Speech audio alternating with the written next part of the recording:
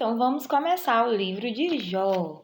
Olha só, irmãos, Jó é uma história linda e fantástica. É uma história que tem a ver com a minha vida e com a sua vida, tá? Mas ela é uma história que muitos até pensam que sabe, mas sabe muito superficialmente. Então, nós vamos fazer a hermenêutica desse livro com bastante calma, olhando os detalhes para que a gente possa interpretar como essa história realmente é. Tá certo, irmãos? Olha só, a Bíblia diz assim: havia um homem na terra de Uz. Uz. Que terra era essa, irmãos?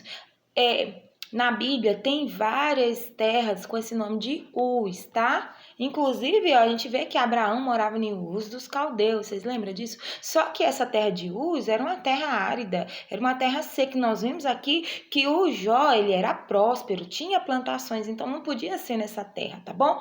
Uz, em hebraico, esse Uz aqui significa leste. Então, ele era uma terra que estava ao leste, quer dizer, que uma terra mais produtiva, tá bom? Era a terra onde ele morava, cujo nome era Jó. Assim, fica difícil para entender o significado da palavra Jó. Mas Jó, a gente entende que Jó significa inimigo, aquele que é inimigo. Inimigo de quem? Inimigo do diabo, irmãos. Então, olha só, Jó morava na terra de Uz e o nome dele significava inimigo, tá bom? Aí, a Bíblia começa a dizer assim: homem íntegro, reto, temente a Deus e se desviava do mal. Quem é que dá essa característica para Jó? O próprio Deus. Olha só, a gente vê que Jó vai ser acusado de muitas coisas durante o livro, irmãos, mas o próprio Deus, olha só, antes de tudo, descreve logo as características, as qualidades de Deus. Por mais que as pessoas tentem sempre colocar em evidência o nosso defeito, Deus sabe as nossas qualidades, porque foi Ele quem nos criou. Olha só, então, ele diz aonde Jó mora, diz o nome dele, descreve as qualidades dele, aí começa a dizer o seguinte: nasceu de Jó 7 filhos e 3 filhas. Então, no total, Jó tinha quantos filhos? 10 filhos, sendo 7 homens e 3 meninas, tá bom? E aí, no próximo versículo, vai descrever a riqueza de Jó. Tanto que diz assim: era o maior de todos os do norte. Quer dizer que não tinha homem mais rico do que quem? Que Jó. Então, de todos os homens do Oriente, Jó era o homem mais rico. Tá dando para entender? Tô tentando fazer devagar para que vocês entendam bastante isso, tá bom? Nos próximos capítulos, o versículo 4 vai dizer que os filhos de Jó, eles costumavam a dar banquetes e fazerem festas.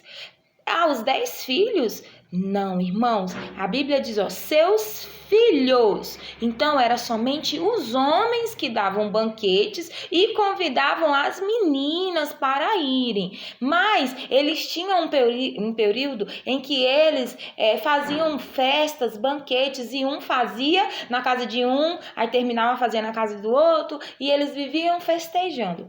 Mas depois, a Bíblia diz, a partir do versículo 5, que depois que passava o período em que eles faziam esses banquetes, essas comemorações, deixa claro que Jó não participava desses banquetes.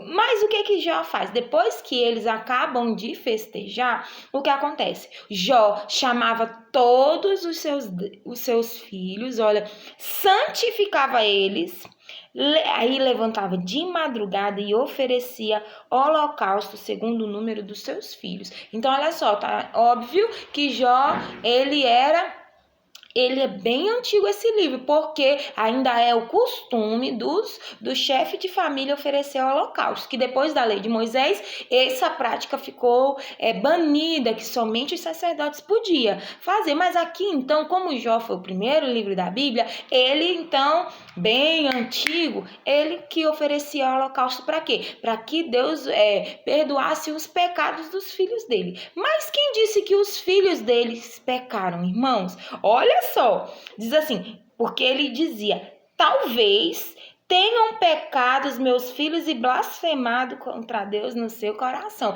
Ele nem tinha certeza se os filhos dele tinham pecado, mas ele diz, olha, eu vou oferecer um sacrifício, vou pedir perdão a Deus, porque talvez os meus filhos pecaram e blasfemaram contra o Senhor. Então, olha só, a gente vê como Jó era um pai exemplar. Ele cuidava da família dele e ele tentava proteger e levar a família dele, né, com excelência perante o Senhor. E isso é uma coisa que nós pais devemos fazer, orar pelos nossos filhos. Olha que lindo, irmãos. Mas a partir do versículo 6 vai acontecer uma coisa bem interessante. A Bíblia diz que o Senhor, né, está sentado, né? E aí os filhos de Deus têm que ir prestar conta perante o Senhor. Quem eram, na verdade, esses filhos de Deus? Eram os anjos. A gente entende que no céu há uma organização e cada ser do céu tem uma função, assim como cada ser do inferno também tem uma função. Mas chega um período em que eles precisam prestar conta a Deus, assim como nós, né, no dia do julgamento vamos ter que prestar conta dos nossos atos ao Senhor, irmãos. E aí eles foram prestar contas a Deus, olha só.